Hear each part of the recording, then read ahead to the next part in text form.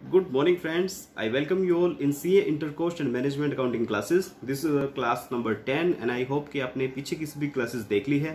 अगर नहीं देखी है तो प्लीज़ बच्चे एक बार देख लीजिएगा बिकॉज आज की क्लास में हम ओनली प्रैक्टिकल क्वेश्चंस डील करने जा रहे हैं.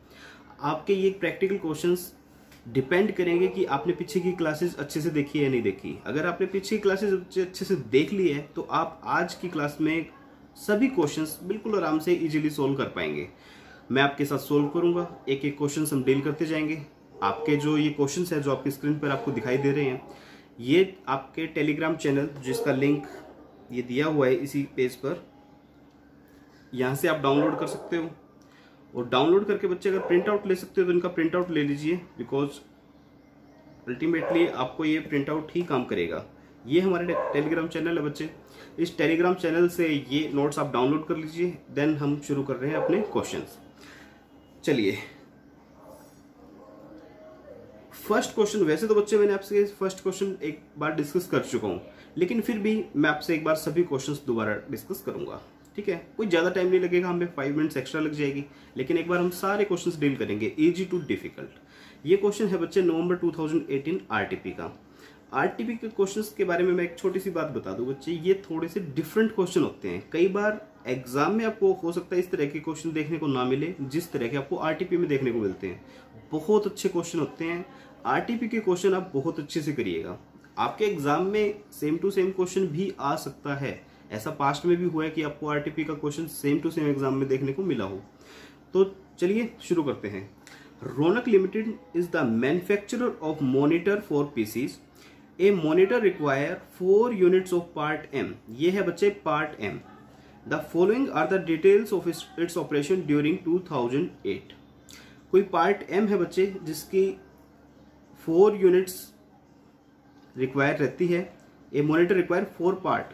एक मॉनिटर अगर आप बनाएंगे, ये चीजें बच्चे हमेशा ध्यान रखना. इनपुट क्या है, आउटपुट क्या है.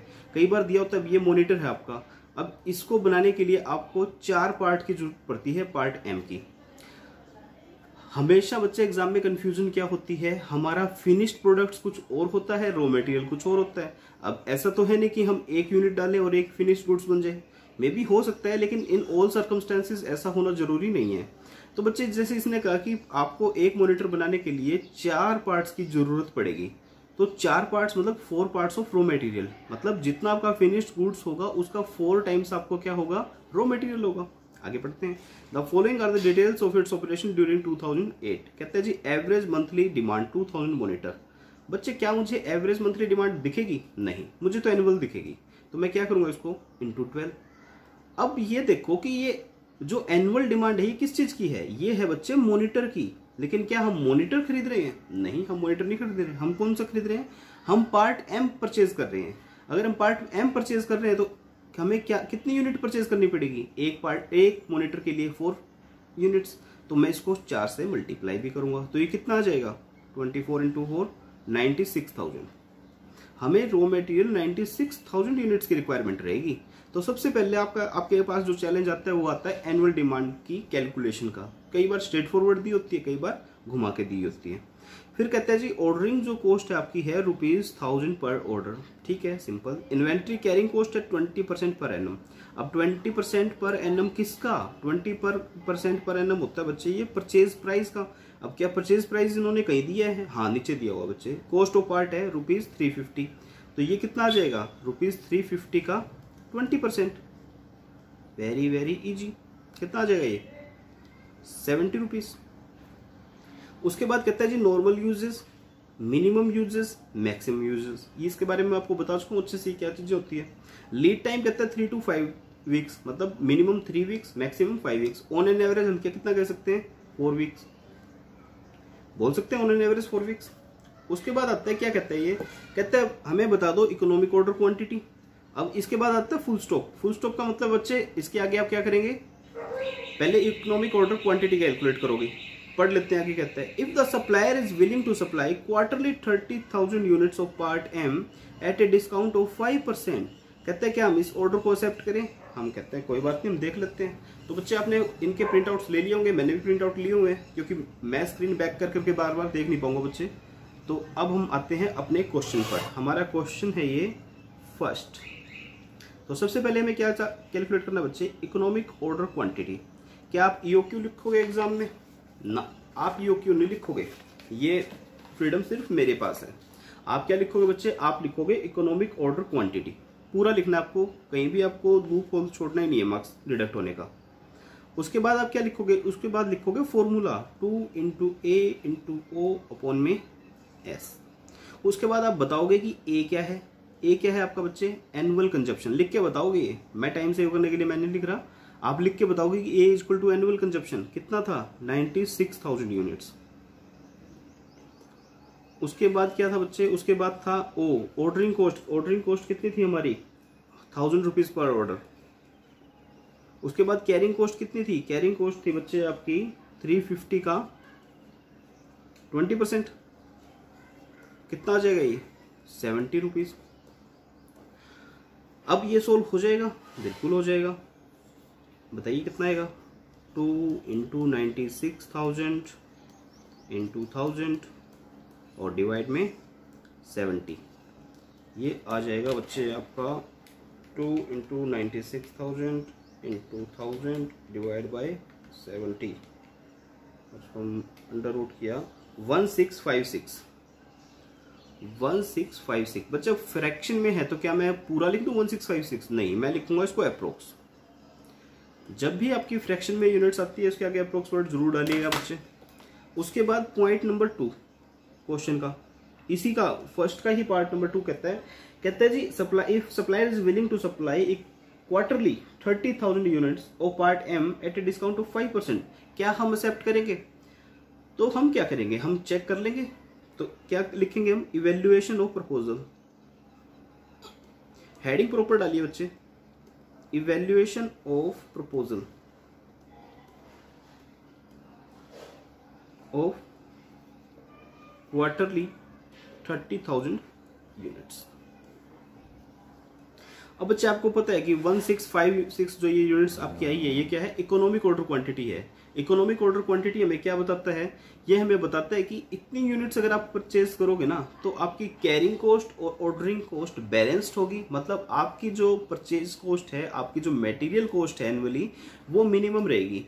लेकिन अगर कोई डिस्काउंट आ जाता है तो फिर बच्चे हो सकता है कि ये अप डाउन हो जाए। मतलब डिस्काउंट, देखिए जब ईओक्यू हम कैलकुलेट करते हैं तो हमने कुछ एजम्पशंस पढ़ी थी। उन एजम्पशंस में एक एजम्पशन थी कि परचेज प्राइस फिक्स रहता है आपका, लेकिन अगर परचेज प्राइस वेरी कर रहा है तो मे बी ये हमारी इकोनॉमिक ऑर्डर क्वांटिटी है, अप डाउन कर सकती है। तो कोई बात नहीं, ये कहता है जी 30,000 मैं आपको क्वार्टरली दूंगा, कोई बात नहीं, हम देख लेते हैं इसका प्रपोजल क्वार्टरली। या तो हम क्वार्टरली परचेज करें या हम ईओक्यू पर परचेज करें, ठीक है। अगर आप क्वार्टरली परचेज करते हो तो बताइए नंबर ऑफ ऑर्डर कितने होंगे।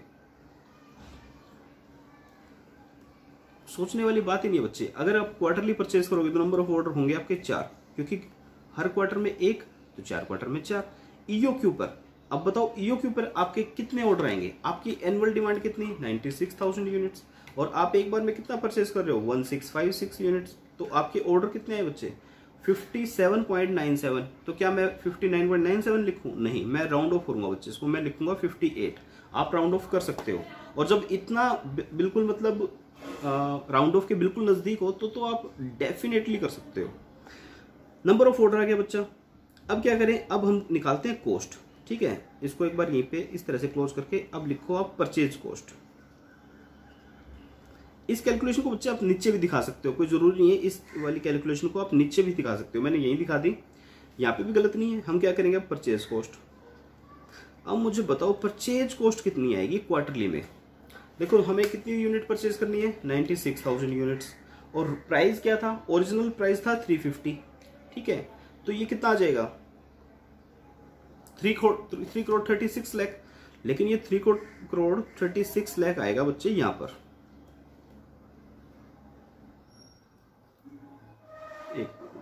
ठीक है, जीरो चेक कर लेना यार, कई बार जीरो से गलती हो जाती है एग्जाम में, जीरो अच्छे से चेक कर लेना, ठीक है।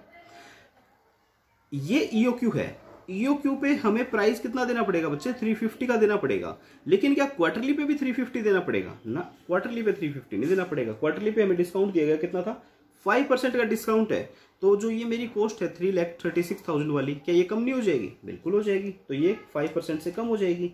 ये कितनी आ जाएगी? 3,19,20,000। आया समझ बच्चे? यहां पर क्या है आपके पास 5% डिस्काउंट है क्वार्टरली में, और यहां पर क्या है 0% डिस्काउंट है, कोई डिस्काउंट नहीं है। आपको 350 से परचेज करना पड़ेगा। उसके बाद क्या आएगा? उसके बाद आएगी ऑर्डरिंग कॉस्ट। बताओ ऑर्डरिंग कॉस्ट कितनी आएगी? ऑर्डरिंग कॉस्ट आएगी 4 ऑर्डर्स, और एक पर ऑर्डर कॉस्ट कितनी? 1000, तो 4000। और यहाँ पे कितनी आएगी बच्चे? 58,000, क्योंकि ऑर्डर कितने आपके? 58। उसके बाद आएगी बच्चे कैरिंग कॉस्ट। कैरिंग कॉस्ट करवाते टाइम मैंने पहले भी एक चीज बात बताई थी, आपको याद क्या रखना है? Unit price. आपका यूनिट प्राइस क्या है? आप 350 का माल 5% डिस्काउंट पे परचेज कर रहे हो, मतलब 332.5 का परचेज कर रहे हो, तो ये है आपका यूनिट प्राइस। अगर आप यूनिट्स कैरी करेंगे, स्टोर करेंगे, तो इसी रेट से आपका एक्सपेंस आएगा। तो कितना एक्सपेंस आपका? 20%। तो 332 का 20% आपका खर्चा होता है। और यूनिट्स कितनी बच्चे? यूनिट्स कितनी? Average stock. एवरेज स्टॉक कितना होगा? हम खरीद रहे हैं एक बार में कितनी यूनिट्स? अब ये चीज आप ध्यान रखना, कितनी यूनिट्स परचेज कर रहे हो आप एक बार में? 30,000 यूनिट्स। यहां आप 30,000 यूनिट्स परचेज कर रहे हो। अगर 30,000 यूनिट्स परचेज कर रहे हो तो ऑन एन एवरेज आपके पास कितनी यूनिट्स रहेंगी? 15,000 यूनिट्स। ठीक है, तो ये कितनी आ जाएगी आपकी कॉस्ट? 20% इंटू 15,000, ये आ जाएगी बच्चे आपकी 997,500। ठीक है, आपकी कैरिंग कॉस्ट बड़ी हैंडसम आ रही है यहाँ पे। लेकिन यहाँ पर हमारी यूनिट प्राइस क्या रहेगा? 350, और उसका कितना? 20%। और एवरेज स्टॉक कितना? एवरेज स्टॉक कितना रहेगा बच्चे? एवरेज स्टॉक आपका कितना था? ईओक्यू कितना खरीद रहे थे? 1656, और डिवाइड बाय 2, क्योंकि एवरेज करने के लिए हम डिवाइड बाय 2 कर देते हैं इसको। तो 350 का 20% इंटू 1656 डिवाइड बाय 2, ये कितना आएगा? ये आएगा 54460। मैं एक बार दोबारा चेक कर लूँ। 1656 इंटू 350, इसका 20%, 11 डिवाइड बाय 2। सॉरी, ये पता नहीं कैलकुलेशन कैसे मिस्टेक हो गई यार। 57,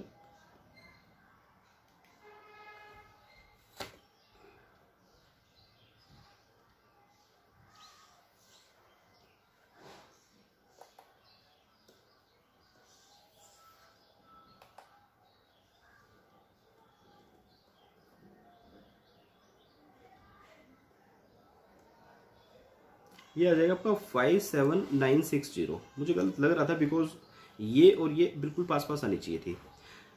तो क्या होगा बच्चे? अब देखो ये और ये डिफरेंट क्यों है? क्योंकि मैंने ऑर्डर को फ्रैक्शन में नहीं लिया, मैंने ऑर्डर को राउंड ऑफ कर दिया था, इसलिए हल्का सा डिफरेंस आ गया। अदरवाइज तो इकोनॉमिक ऑर्डर क्वांटिटी पर आपकी ऑर्डरिंग कॉस्ट और कैरिंग कॉस्ट क्या होती है बच्चे? सेव होती है।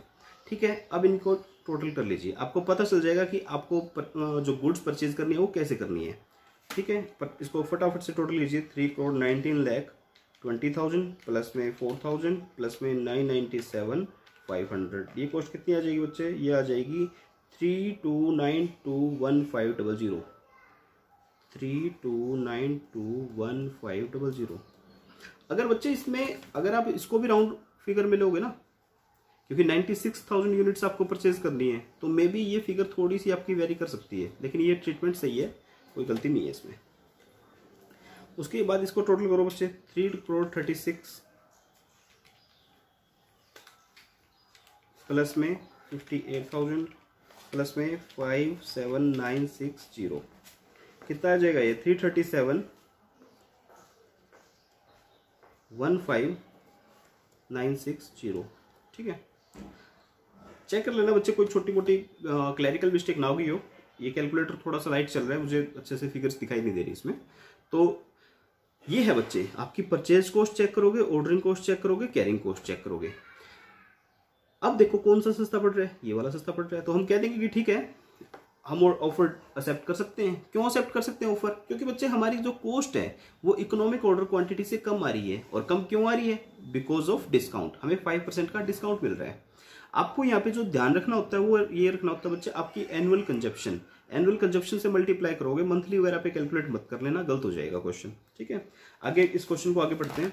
आगे क्या कहता है, कहता है मैक्सिमम रीऑर्डर लेवल बता दो, मैक्सिमम ऑर्डर बता दो और मिनिमम बता दो। मेरे को तो बच्चे फॉर्मूले याद नहीं है, आप मेरी हेल्प कर देना। ठीक है, मैं तो फॉर्मूले भूल चुका हूँ।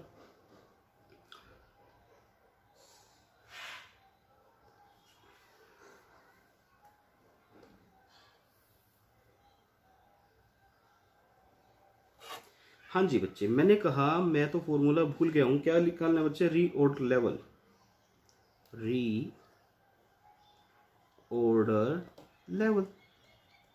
अब मेरी हेल्प करो यार, मुझे फॉर्मूला याद नहीं है, फॉर्मूला याद दिलाओ मुझे। मेरी है बच्चे गजनी मेमोरी। ठीक है, अब गजनी की मेमोरी कैसी होती है, भूल गया हूँ। रीऑर्डर लेवल ही निकालना है आपको। बताइए रीऑर्डर लेवल क्या होता था। रीऑर्डर लेवल होता था कि हम कब कब ऑर्डर करें, ऑर्डर कब करेंगे, हमें ये देखना है कि अगर आज मैं ऑर्डर करता हूं तो मैक्सिमम मैं कितना कंज्यूम कर लूंगा जब तक कि माल आए। याद करो, मैं कहता हूं कि मैं आज ऑर्डर कर रहा हूं तो मैक्सिमम आप कितना कंजप्शन कर सकते हो। मैंने कहा मैक्सिमम कंजप्शन मैं कर सकता हूं सर, मैक्सिमम दिया हो आपको 710 यूनिट्स। तो मैंने कहा मैक्सिमम कितना कंजप्शन करोगे, मैक्सिमम कंजप्शन इनटू, और मैक्सिमम कितने दिन में माल आ जाएगा, maximum lead time. Very very simple, maximum consumption into maximum lead time. तो मैक्सिमम कंजप्शन बच्चे कितना है मेरा, मैक्सिमम कंजप्शन दिया हुआ है 710 पार्ट्स और मैक्सिमम लीड टाइम कितना 3 to 5 मतलब 5। तो ये कितना आ जाएगा, कैलकुलेट कर ही लेता हूं, 3550। कितने पार्ट्स, पार्ट्स में तो पार्ट्स ही लिखोगे बच्चे, यूनिट्स में मत लिखना। जो चीज आपको यूनिट्स दी हुई है वही दोगे, यूनिट्स लिखा है यूनिट्स लिखोगे, पार्ट लिखा है पार्ट लिखोगे, किलो लिखा किलो लिखोगे और लीटर लिखा है लीटर लिखोगे। तो ये आपका क्या है, रीऑर्डर लेवल। रीऑर्डर लेवल हमें क्या बताता था, रीऑर्डर लेवल हमें बताता था कि हमें किस लेवल पर हमें ऑर्डर करना चाहिए कि हमारा स्टॉक आउट ना हो। तो मैंने कहा जी मैक्सिमम कंजप्शन ले लो, लेकिन मैक्सिमम कंजप्शन कितने टाइम के लिए, मैक्सिमम लीड टाइम, कि मैक्सिमम कितने टाइम में हमारे पास गुड्स रिसीव हो जाएंगी, उतने टाइम के लिए आप मैक्सिमम कंजप्शन ले लो। अब ये 3550 क्या बता रहा है, ये बता रहा है कि मैक्सिमम आप इतना कंज्यूम कर सकते हो वर्स्ट से वर्स्ट कंडीशंस में। अगर आप 100% पे अपनी मशीन चलाते हो तो आप इतना ही यूनिट कंज्यूम कर सकते हो और इतने दिन में हमारे पास माल आ ही जाएगा। तो ये कहता है जी स्टॉक आउट नहीं होंगे, ये आपका रीऑर्डर लेवल होना चाहिए। ठीक है, बात समझ में आती है। उसके बाद ये कह रहा है जी मैक्सिमम लेवल बता दो मेरे को। तो मैक्सिमम लेवल क्या था बच्चे, मैक्सिमम लेवल बताओ बच्चे, मैं तो भूल गया फिर से, मुझे तो फिर से वही गजनी वाली प्रॉब्लम हो गई है। बताइए बच्चे मैक्सिमम लेवल क्या होता था। मैक्सिमम लेवल का मतलब ये बच्चे कि आपके पास एक पर्टिकुलर पॉइंट ऑफ टाइम पर मैक्सिमम कितना स्टॉक हो सकता है, आप कितना स्टॉक कैरी कर सकते हो। तो मैंने बताया था, एक एग्जांपल दिया था बच्चे हॉस्टल का। आप कुछ पैसे जब आपकी जेब में रह जाते हैं, जब आप क्या करते हो, रीऑर्डर करते हो। ठीक है, तो मैंने कहा सर कि मैक्सिमम लेवल मेरा क्या होगा, मैक्सिमम लेवल मेरा वो होगा जब मैं रीऑर्डर करूंगा तो फिर मैं रीऑर्डर क्वांटिटी ऑर्डर करूंगा। तो मैंने इस तरह से लिख लूं, मैंने कहा रीऑर्डर लेवल प्लस में रीऑर्डर क्वांटिटी।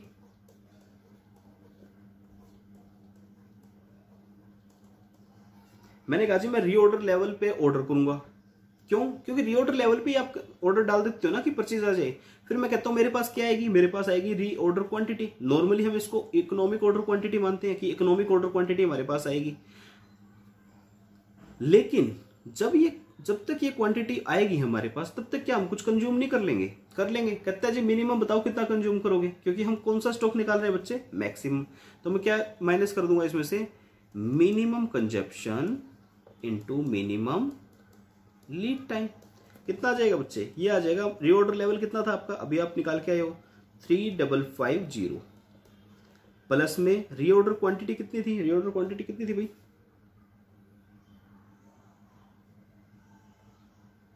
कहाँ गया भाई, अभी हमने किया था सोल्व, अच्छा इस सेक्शन में था। रीऑर्डर क्वांटिटी थी बच्चे हमारी 1656। रीऑर्डर क्वांटिटी थी बच्चे 1656, इकोनॉमिक ऑर्डर क्वांटिटी की बात कर रहे हैं। 30,000 वाला क्यों नहीं ले रहे?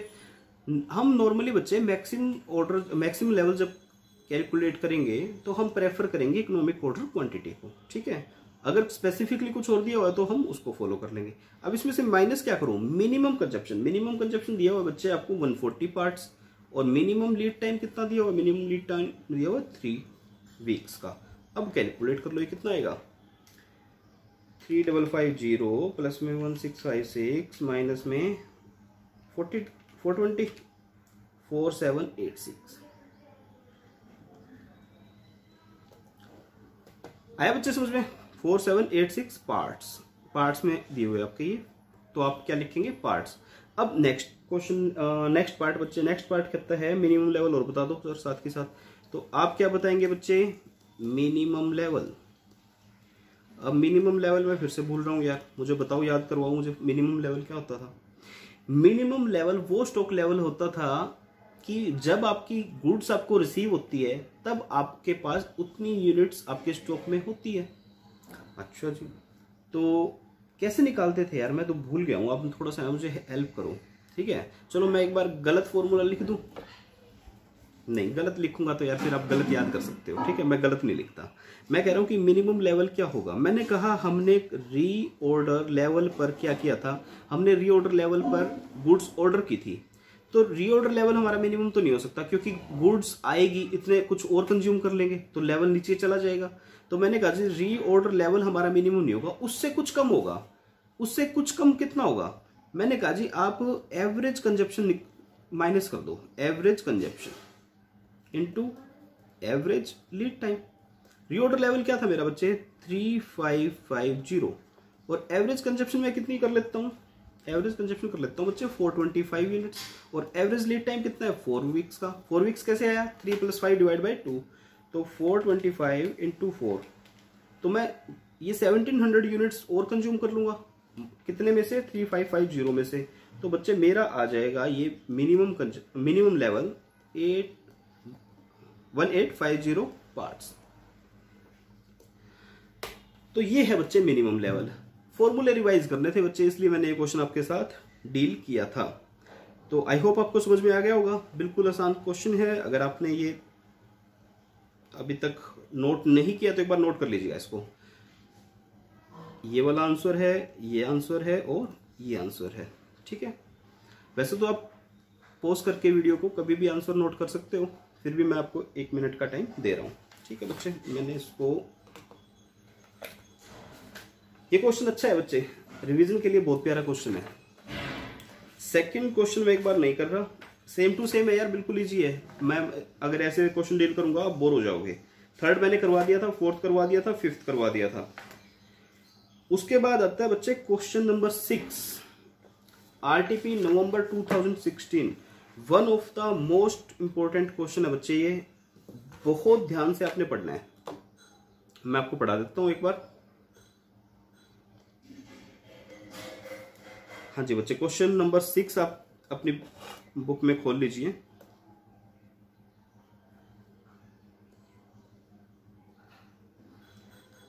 हाँ जी बच्चे, देखिए ये कहता है, इंपॉर्टेंट मार्क कर लीजिए इस क्वेश्चन को, इंपॉर्टेंट है बच्चे क्वेश्चन काफी।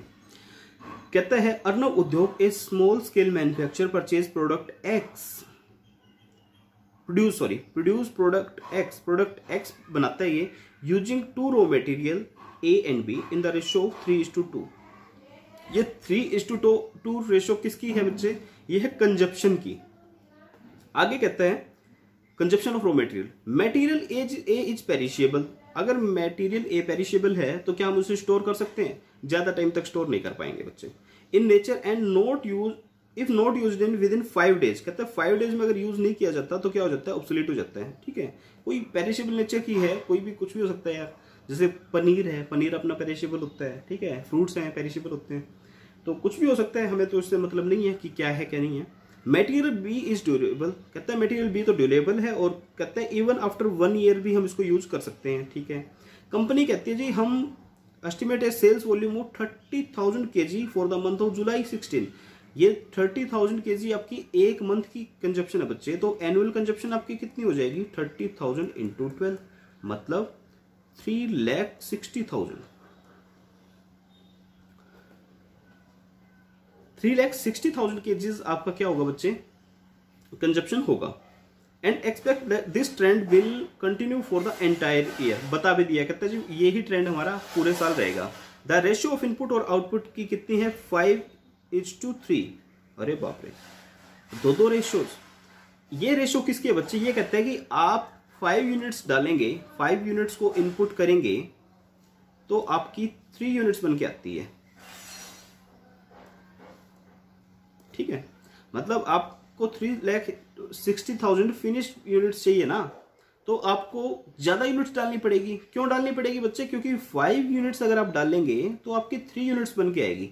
ऐसे कैसे, ऐसे होता है यार, अगर आप कोई चीज डालोगे उसको प्रोसेसिंग लॉस भी होता है, उसके अंदर वेस्टेज भी होती है, उसके अंदर कोई किसी भी तरह की डिफेक्टिव मान लो सब तरह का निकाल के हम कहते हैं जी 5 यूनिट्स डालते हैं ना, 3 यूनिट्स की हमारी अच्छी वाली बन के आती है। तो ठीक है, क्वेश्चन सर रखो पर।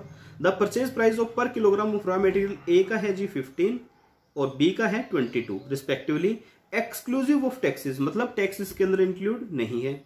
Material A can be purchase from the local market with in 1 or 2 days period, कहते हैं लोकल मार्केट से परचेज कर लेंगे, वैसे भी पेरिशेबल है। On the other hand material B is purchase from neighbourhood state and it take 2 to 4 days, कहते हैं 2 से 4 दिन लग जाते हैं to receive the material in the store. ठीक है बच्चे, काफी कुछ बातें एक बार पढ़ने को मिल गई है इसमें, आगे देखते हैं। To place the order company has to incur administrative cost of 120। ये एडमिनिस्ट्रेटिव कॉस्ट किस चीज की है बच्चे, ये ऑर्डरिंग कॉस्ट आपकी कितनी है 120 पर ऑर्डर। कहते हैं कैरिंग कॉस्ट कितनी है आपकी, carrying cost of material A की 15% है, बी की 5% है। अलग अलग हो सकती है क्या, हाँ हो सकती है बच्चे, क्यों नहीं हो सकती। At present material A is purchase in the lot of 8,000 kgs, कहता है 8,000 kgs में हम मटेरियल ए परचेज कर रहे हैं।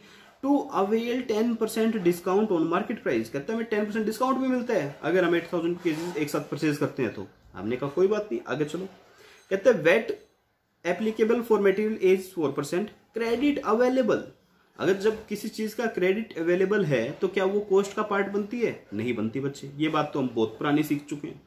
CST on material B is 2%, कहते हैं क्रेडिट नॉट अवेलेबल, हमें भी पता है जी, हम भी चार्टर्ड अकाउंटेंट्स हैं, हमें क्या बता रहे हो क्रेडिट अवेलेबल नॉट अवेलेबल। और ये वेट कहां से ले आए आप, अब तो GST की बात करो, पुराने क्वेश्चन उठा के लेके आ रहे हो, है ना।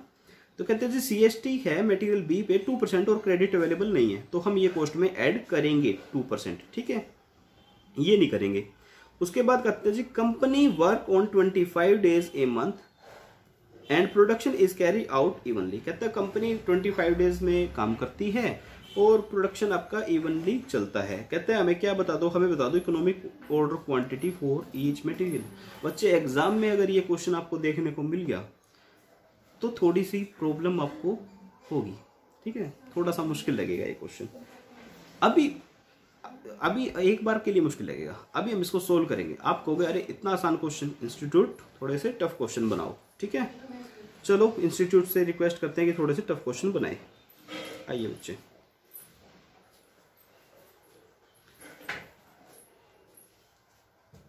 अपनी बुक खोल लीजिएगा और अभी हम क्वेश्चन कर रहे हैं।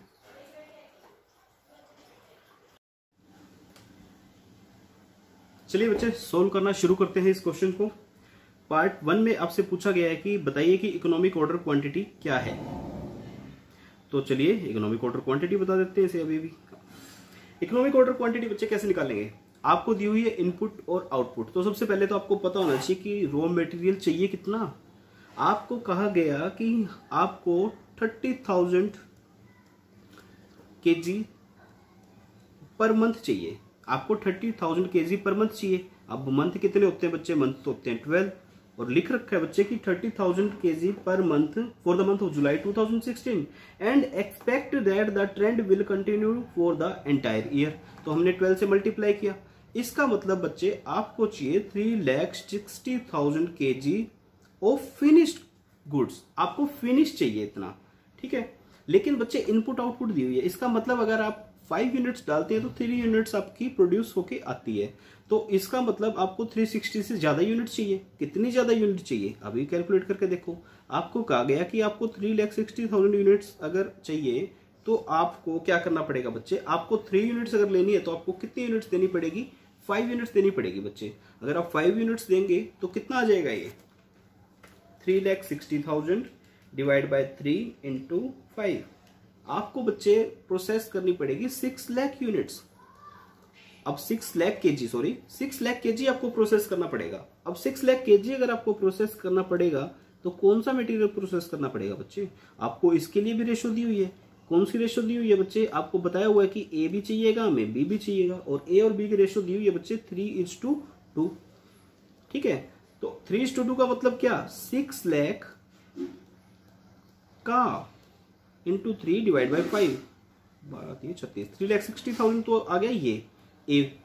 3,60,000 आपको चाहिएगा ए, और बी कितना चाहिएगा बच्चे, बी चाहिएगा आपको 6 लाख का 2/5, तो ये कितना आ जाएगा 2,40,000 केजी।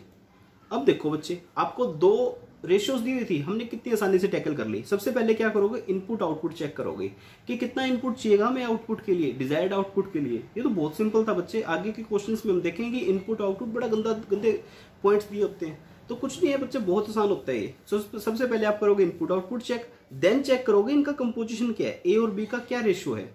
ठीक है, तो हमारा क्या आ गया बच्चे, 3,60,000 और 2,40,000। ये क्या है बच्चे, ये आपका एनुअल कंजप्शन है। एनुअल कंजप्शन दे दिया तो अब हम क्या निकाल लेंगे, इकोनॉमिक ऑर्डर क्वांटिटी कैलकुलेट कर लेंगे। ए की कितनी आएगी बच्चे, ए की आएगी √। अब वो फॉर्मूले आपको लिख लेना बच्चे, बार बार मैं नहीं लिख रहा। 2 × 3,60,000 इंटू ऑर्डरिंग कॉस्ट है हमारी 120 डिवाइड बाय रेट क्या था बच्चे, 15 रुपीज। कैरिंग कॉस्ट कितनी थी, 15%। ठीक है, तो कितनी आ जाएगी ये, 2 × 3,60,000 इंटू 120 डिवाइड बाय 2.25 _ 6197। ये आ गया है बच्चे आपका इकोनॉमिक ऑर्डर क्वांटिटी। ठीक है, बी का और निकाल लीजिए बच्चे। मैंने ना ये पूरी क्लास रिकॉर्ड कर ली थी, और कोई टेक्निकल फेलियर की वजह से ना वीडियो क्रैश हो गया यार, तो दोबारा रिकॉर्ड करनी पड़ रही है। अब मैं आपको स्लाइड दिखाऊंगा, मैंने क्वेश्चन पूरा आपके साथ सोल्व कर लिया था। 2 × 2,40,000 इंटू 120। प्राइस कितना बच्चे, प्राइस अब आप ध्यान दोगे, प्राइस कितना है, परचेज प्राइस है आपका 22 प्लस में सीएसटी भी लगेगा, कितना 22 का 2%, कितना आ जाएगा बच्चे 0.44। ये कितना हो गया 22.44। तो आपका परचेज प्राइस क्या रहेगा 22.44, और इसका कितने परसेंट कैरिंग कॉस्ट है बच्चे, इसमें आपकी आई थिंक 5% थी। हाँ जी 5% है, इसका 5% कितना आ जाएगा, इसका 5% 1.122। सोल्व कर लो बच्चे इसको, कितना आएगा ये 2 × 2,40,000 इंटू 120 डिवाइड बाई 1.122 = √7165 kg। ये आ गया बच्चे आपका बी की इकोनॉमिक ऑर्डर क्वांटिटी। क्या कुछ मुश्किल था, इससे आसान क्वेश्चन नहीं हो सकते बच्चे। इनपुट आउटपुट निकाल लिया, रेशियोज में डिवाइड कर दिया, इकोनॉमिक ऑर्डर क्वांटिटी कैलकुलेट कर ली, कोई मुश्किल था इसमें, नथिंग। अगर इसको मुश्किल कहोगे तो फिर पिटाई होगी आपकी। अब बच्चे सेकंड पॉइंट क्या है, सेकंड पॉइंट कहता है जी मैक्सिमम स्टॉक लेवल ऑफ ए बता दीजिए हमें। मैंने कहा भी बता देते हैं सर, ठीक है।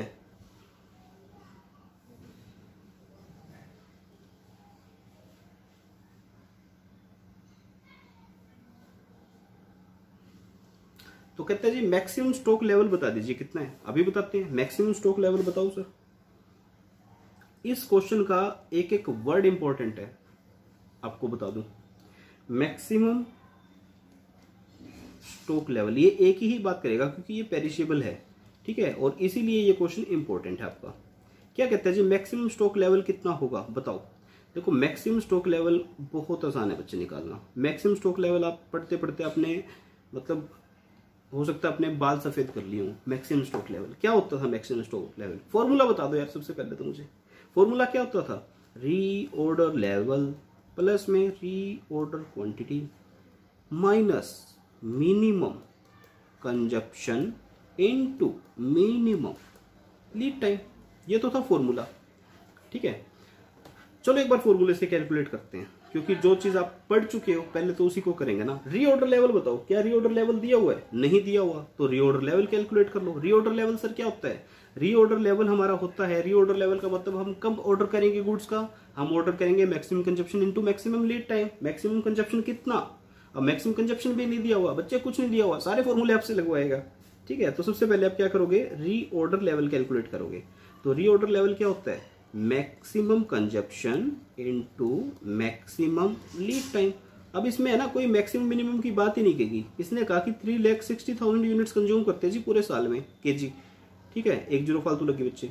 डिवाइड बाय, अगर मैं इसको 12 से डिवाइड कर दूं तो ये मंथली कंजप्शन आ गया, और अगर मैं इसको 25 से और डिवाइड कर दूं तो ये डेली कंजप्शन आ गया, है कि नहीं? तो ये मैक्सिमम कंजप्शन आ गया मेरा। मैंने 25 से डिवाइड क्यों किया बच्चे? क्योंकि क्वेश्चन में लिखा हुआ company works for 25 days in A month and production is carried out evenly. ठीक है, तो ये मेरा डेली प्रोडक्शन आ गया। तो maximum consumption per day into maximum lead time. Maximum lead time कितना है? ए का है सर 1 to 2 डेज, तो ये 2 आ गया। तो मेरा रीऑर्डर लेवल क्या आ जाएगा? 3,60,000 divide by 12 divide by 25 into 2, ये आ गया बच्चे 2400 kg। मतलब मेरा रीऑर्डर लेवल कितना है बच्चे? 2400। रीऑर्डर क्वांटिटी कितना अभी निकाल के हटे थे? Economic order quantity 6197 minus minimum consumption. बच्चे मिनिमम मैक्सिमम वही है, ये जो है आपका, ये मिनिमम मैक्सिमम एवरेज सब कुछ यही है, क्योंकि हमें बताया ही नहीं हुआ तो हम यही मानेंगे। कितना आता था बच्चे? ये आया था 1200, और मिनिमम लीड टाइम आपका 1 डे लिख रखा है, 1 to 2 डेज। ठीक है, कैलकुलेट कर लो कितना आएगा। ये आ गया बच्चे 2400 प्लस में 6197 माइनस में 1200, ये आ गया बच्चे 7397। ये क्या आ गया बच्चे? ये आपका मैक्सिमम स्टॉक लेवल आ गया है। आपको मैक्सिमम आप इतना स्टॉक रख सकते हो, लेकिन मैं एग्री नहीं हूं सर। मैं एग्री क्यों नहीं हूं? और अब बात करेंगे कंसेप्ट की। आपको बताया गया कि आप जो ये पेरिशेबल गुड्स हैं ये आप मैक्सिमम 5 डेज तक रख सकते हो। ठीक है, तो क्या ये आपका 5 डेज का कंजप्शन है? एक बार जरा चेक करना। 1200 में पर डे कंज्यूम करता हूं, 5 डेज में मैक्सिमम 6000 यूनिट्स कंज्यूम करूंगा ना, तो 7397 का मैं स्टॉक रख सकता हूं ना? नहीं रख पाऊंगा।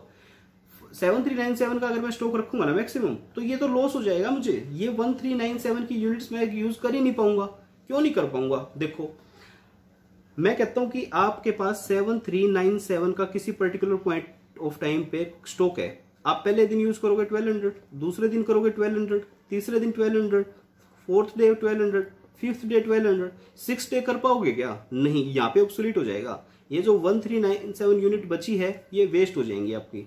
तो आपका मैक्सिमम स्टॉक लेवल क्या हो सकता है बच्चे? आपका मैक्सिमम स्टॉक लेवल आपका वो पीरियड हो सकता है जब तक आप पेरिशेबल गुड्स को होल्ड कर सकते हो।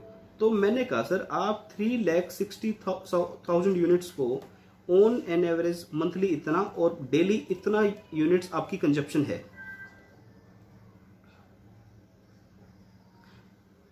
अरे डाउन हो गया क्या? Oh my God.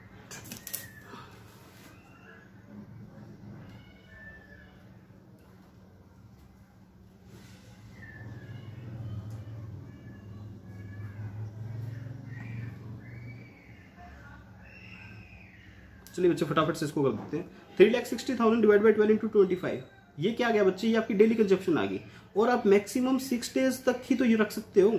तो इसका मतलब 5 डेज तक, अगर आप 5 डेज तक अपने पास गुड्स रख सकते हो तो इसका मतलब ये कैलकुलेशन सोल्व करके आपका आ जाएगा 6000 kg। आप इससे फालतू अपने पास रख ही नहीं सकते सर। तो आपका मैक्सिमम स्टॉक लेवल क्या होगा? इनमें से जो कम होगा, ये जो हमने अभी कैलकुलेट किया है, और ये इनमें से जो भी लोअर होगा, इसका मतलब हमारा मैक्सिमम स्टॉक लेवल 6000 kg होगा सर। ये इंपॉर्टेंट पॉइंट है, आपको ध्यान में रखना है। ओके, लग गया अपने आप लग गया चार्जिंग। तो बच्चे क्या होता है, देखो ध्यान से देखिए, मैक्सिमम स्टॉक लेवल मतलब हम पेरिशेबल गुड्स को मैक्सिमम कितने टाइम होल्ड कर सकते हैं। आप इसको 5 डेज से फालतू होल्ड नहीं कर सकते। पर डे आपकी कंजप्शन 1200 है, तो आपका maximum consumption maximum stock level 6000 kg से एक्स्ट्रा नहीं हो सकता। जो हमने फॉर्मूले से कैलकुलेट किया ये गलत नहीं है, लेकिन पेरिशेबल गुड्स का केस है इसलिए हम मैक्सिमम बोलेंगे 6000 kg। अब आपके दिमाग में क्वेश्चन आएगा, सर ये इसका कैसे पता चलेगा बच्चे? इसका पता चलेगा कंसेप्ट से। जब आप धीरे धीरे इन क्वेश्चंस की प्रैक्टिस करोगे तब आपको पता चलेगा कि आपको ऐसी कैलकुलेशंस भी कई बार करनी पड़ जाती है जिसका आपने कोई फॉर्मूला नहीं सीखा, जिसकी आपने कोई कैलकुलेशन नहीं सीखी। ठीक है, तो होता है बच्चे, जिंदगी में बहुत सारी चीजें होती हैं जो हमें पहली बार करनी पड़ती हैं। तो ये था बच्चे आपका मैक्सिमम स्टॉक लेवल की बात। अब तीसरी बात जो आती है वो इससे भी ज्यादा इंपॉर्टेंट है। उसमें बच्चे ये क्या कहना चाहता है, देखिए, कहता है जी calculate saving loss in material A if purchase quantity equal to EOQ. कहता है जी अगर आप ईओक्यू पे माल परचेज करते हो, मतलब आप 6197 यूनिट परचेज करते हो, तो बताओ कि क्या आपको लॉस होगा, क्या आपको सेविंग होगी। लॉस और सेविंग निकालने के लिए हम चेक करते हैं कि हम पहले क्या कर रहे थे। हम पहले खरीद रहे थे बच्चे 8000 यूनिट्स। हम 8000 यूनिट्स परचेज कर रहे थे और हमें 10% का डिस्काउंट भी मिल रहा था। तो ठीक है बच्चे, इवेल्युएट कर लो, दिक्कत क्या है, इवेल्युएशन ही तो करना है हमने। इवेल्युएशन बताओ बच्चों, क्या इवेल्युएशन करोगे आप? आपने कहा सर मैं पहले खरीदता था 8000 यूनिट्स, ठीक है, और अब मैं बच्चे परचेज कितनी करूंगा, ईओक्यू। ईओक्यू कितनी है बच्चे मेरी, 6197। आप कहोगे सर 6000 से ज्यादा तो होल्ड ही नहीं कर सकते, तो वेस्ट हो जाएंगे यार। हमें क्या मतलब है, हमें तो हमें क्या बतानी है, कैलकुलेशन बतानी है। तो चलो शुरू करो। वही हमारे रेटे रटाई कंसेप्ट बच्चे, परचेज कॉस्ट। कितनी परचेज कॉस्ट लगेगी बच्चे? जब आप 8000 यूनिट्स परचेज करते हो तो आपको 10% का डिस्काउंट मिलता है, मतलब 15 माइनस 10% कितना आ जाएगा, 13.5 रुपीज। और जब आप ईओक्यू पर परचेज करोगे, इकोनॉमिक ऑर्डर क्वांटिटी परचेज करते हो, तो आपको कोई डिस्काउंट नहीं मिलता, मतलब आपको रेट लगता है 15 रुपीज। बस मैं ऊपर लिख लिया, याद रह जाएगा। अब कहता है जी परचेज कॉस्ट बताओ, यूनिट कितनी है, एक प्रोडक्ट ए, सॉरी रॉ मटेरियल ए की बात कर रहे हैं हम, ये याद रखना, ठीक है। रॉ मटेरियल ए की हमें 3,60,000 केजी चाहिए। अगर मैं 13.5 के रेट से खरीदता हूं तो मेरी परचेज कॉस्ट आ जाती है बच्चे 48,60,000। बी की बात करें, 15 इंटू 3,60,000, ये कितना आ जाएगा, 54 लाख। बताओ परचेज कॉस्ट में कोई दिक्कत नहीं sir. Ordering cost, ordering cost, इसमें दिक्कत आएगी बच्चे, ठीक है। मैं यहां पर इस क्वेश्चन को क्लोज करके सबसे पहले बताता हूं आपको नंबर ऑफ ऑर्डर्स। हाँ जी बच्चे बताइए, नंबर ऑफ ऑर्डर्स क्या आएंगे आपके? हमें कितना चाहिए मटेरियल, 3,60,000 यूनिट्स, डिवाइड बाय बच्चे, अगर मैंने कर दिया 8,000 यूनिट्स तो ये है गलत। क्यों गलत है? इसी तरह से अगर मैंने 3,60,000 डिवाइड भी बाय किया 197 यूनिट्स तो ये भी गलत है बच्चे। गलत क्यों है? आप 6,000 यूनिट से ज्यादा कैरी नहीं कर सकते, तो क्या आप 8,000 यूनिट्स के अकॉर्डिंग ऑर्डर कर सकते हो? नहीं कर सकते। आपके पास थी सर 8,000 यूनिट्स, ठीक है, कोई बात नहीं, आपने ऑर्डर कर ली, ठीक है, मैं ऑर्डर की बात कर रहा हूं। आपने ऑर्डर की 8,000 यूनिट्स, लेकिन जब आपने 1200 यूज की, फिर से 1200 यूज की, फिर से 1200 यूज की, फिर से 1200 यूज की, फिर से 1200 यूज की, तो आपकी ये 5 डेज हो गई कंप्लीट, 1 2 3 4 5। और 5 डेज के बाद क्या हुआ, ये जो 8,000 थी ये जीरो हो जाएगी। क्यों जीरो हो जाएगी? क्योंकि बच्चे वेस्ट हो जाएगी बाकी, ठीक है। आप ये समझो कि ये पेरिशेबल गुड्स क्या है, हमारे पास पनीर है बच्चे, चीज है, ये चीज है, ठीक है, कोई फ्रूट है। अब फ्रूट 5 डेज के बाद तो वेस्ट होना ही होना है, तो क्या आप इसको यूज कर पाओगे? नहीं। तो आपको ऑर्डर कहाँ करना पड़ेगा, इसी पॉइंट ऑफ टाइम पे करना पड़ेगा। चलो ठीक है, फिर से 8,000 यूनिट्स हम ले आते हैं, फिर से 8,000 यूनिट्स आई, फिर क्या होगा, 1200 1200 1200 1200 1200, और फिर से क्या हो जाएगा, जीरो। इसी तरह से चलता रहेगा बच्चे। तो मैक्सिमम बच्चे जो मैं स्टॉक रख सकता हूँ वो 6,000 का ही रख सकता हूँ ना, तो मेरे ऑर्डर क्या आएंगे, 6,000 के अकॉर्डिंग होंगे, ठीक है। तो ये कितना आ जाएगा, 60 ऑर्डर्स। और सेम इस केस में होगा 3,60,000 divide by 6,000 is equal to 60 orders. बात आई समझ में बच्चे? आप 6,000 यूनिट से ज्यादा कैरी नहीं कर सकते। 6,000 यूनिट से कम परचेज कर रहा होता तो मेरे नंबर ऑफ ऑर्डर एक्स्ट्रा आ जाते, लेकिन क्योंकि मैं ज्यादा परचेज कर रहा हूं तो मैं 6,000 यूनिट से ज्यादा कैरी कर ही नहीं पाऊंगा, मुझे ऑर्डर करना ही करना पड़ेगा 5 डेज के बाद में, ठीक है। तो आपके ऑर्डर आ जाते हैं 60। एक ऑर्डर की कॉस्ट है बच्चे 120, तो 120 इंटू 60, ये आपकी कॉस्ट आ जाती है सर 7200 7200। फिर आती है बच्चे कैरिंग कॉस्ट की बात। कैरिंग कॉस्ट कितनी, कैरिंग कॉस्ट लगेगी सर हमारी 13.5 के रेट से। बच्चे ये रेट जरूर ध्यान रखना है कैरिंग कॉस्ट में, मैं आपको कई बार बता चुका। इनटू कितने परसेंट है, 15% है। और एवरेज इन्वेंट्री हमारी कितनी रहेगी, 4,000। ये तो आपने बहुत बार कर चुके बच्चे। कितनी आ जाएगी ये? 13.5 का 15% इंटू 4000, ये आ गया बच्चे 8100। इसी तरह से इसका कैलकुलेट कर लो। 15 का 15% इंटू 6197 डिवाइड बाई 2, ये आ जाएगा बच्चे 6972 लिख लो इसको। ये सेम होती है ऐसे, लेकिन सेम क्यों नहीं है बच्चे? क्योंकि हमने कुछ जो ऑर्डर हैं उनको अलग लिया है। ऑर्डर अलग क्यों लिया मैंने आपको बता दिया। अब नॉर्मली बच्चे की 3 कॉस्ट ही होती है हमारी, लेकिन इस क्वेश्चन में एक और भी कॉस्ट है, ऑब्सोलीट। देखो बच्चे हमारी गुड्स ऑब्सोलीट भी तो हो रही है ना। जब मैं 8000 यूनिट्स परचेज कर रहा हूं तो क्या मेरी 2000 यूनिट्स ऑब्सोलीट नहीं हो रही? और 2000 यूनिट्स मेरी हर बार ऑब्सोलीट हो रही है जब मैं ऑर्डर कर रहा हूं। तो मैंने 60 ऑर्डर किए बच्चे, 60 ऑर्डर किए, और हर बार मेरी 2000 यूनिट्स 2000 केजीज ऑब्सोलीट हुई है। तो मेरी कॉस्ट कितनी आ गई? कॉस्ट किस रेट से आएगी? 13.5 के रेट से। बस ये बात आपको ध्यान रखनी है। तो ये कॉस्ट आ जाएगी, कितनी आ जाएगी? 2000 इंटू 60 इंटू 13.5, ये आ जाती है बच्चे 16,20,000। एक हैंडसम अमाउंट बच्चे हमारी ऑब्सोलीट हो रही है। ठीक है, रेट ये ध्यान रखना है बच्चे आपको, ये लगेगा। और एवरी ऑर्डर पे आपकी 2000 वेस्ट हो रही है। आप हर बार 8000 परचेज करते हो, लेकिन 5 डेज बाद ऑर्डर करते हो और बची हुई 2000 फेंक देते हो। इसी तरह से बच्चे यहाँ पे 197 यूनिट वेस्ट होएगी, रेट 15 का। और क्या बच्चे? और कितने ऑर्डर वही 60 हमारे। तो 197 इंटू 60 इंटू 15, ये आ जाती है बच्चे 1,77,300। टोटल कर लेना बच्चे, इवैल्यूएट हो जाएगा। क्या कोई मुश्किल था ये क्वेश्चन?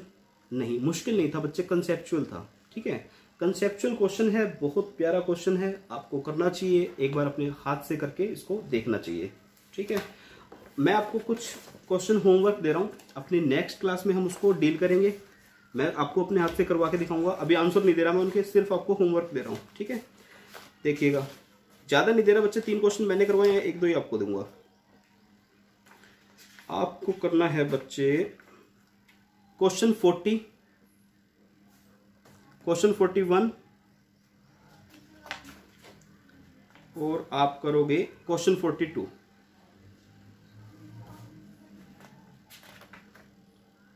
बस ये 3 क्वेश्चन आपने होमवर्क में करने हैं बच्चे। मैं आपके आंसर टैली करवा दूंगा यहाँ पे क्लास में। कोई ज्यादा टाइम भी नहीं लगना, 5 मिनट्स लगने, मैं नेक्स्ट क्लास में इनको कवर करवा दूंगा।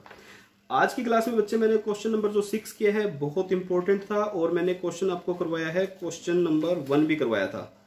ठीक है, 3, 4, 5 में पहले करवा चुका हूँ। तो मैं ज्यादा क्वेश्चंस नहीं करवा रहा आज की क्लास में। आप एक बार इतने कीजिएगा। हमारी फर्स्ट क्लास थी जिसमें हम प्रैक्टिकल क्वेश्चंस को डील कर रहे हैं अच्छे से, तो ज्यादा क्वेश्चंस मैं आपको नहीं करवा रहा आज। ठीक है, एक क्लास और मैं इसकी शायद आज डाल दूं आपके लिए, तो उसमें मैं 3 से 4 क्वेश्चन और रखूंगा। अपनी हर क्लास में 3 से 4 क्वेश्चन डील होंगे बच्चे। ठीक है, हो जाएंगे, कोई बात नहीं यार, 4 से 5 क्लास लग जाएगी, लेकिन आपको एक एक चीज की अंडरस्टैंडिंग होना जरूरी है। क्योंकि हमारे जो नेक्स्ट चैप्टर है ना बच्चे, आपके इस चैप्टर की अंडरस्टैंडिंग पे डिपेंड करेंगे। आगे आप देखना, इस चैप्टर को हम यूज करेंगे। ठीक है, सो बच्चे थैंक यू वेरी मच, आपने क्लास देखी है। और मेरी रिक्वेस्ट है बच्चे, क्लासेस को आप ऑनलाइन देखिएगा, डाउनलोड करके मत देखिएगा। अगर आप ऑनलाइन देखेंगे तो मुझे पता चलेगा कि कितने बच्चों को मेरी क्लासेस से बेनिफिट मिल रहा है। और बिलीव मी यार, अगर आप मुझे कोऑपरेट करेंगे, मैं आपको CA इंटर का एक सब्जेक्ट अपने इसके यूट्यूब चैनल पे अपलोड करके दे दूंगा। आपको CA इंटर के लिए एक पैसा कहीं खर्च करने की जरूरत नहीं पड़ेगी। आपको पूरा का पूरा सिलेबस आपके इस यूट्यूब चैनल पर मिल जाएगा with full problem solution support. तो आपके भाइयों की, अपने फ्रेंड्स की हेल्प करते रहिएगा। मैं भी कर रहा हूँ, मैं अपनी भी हेल्प कर रहा हूँ, आपकी भी कर रहा हूँ। ठीक है बच्चे, thank you very much, bye bye, take care.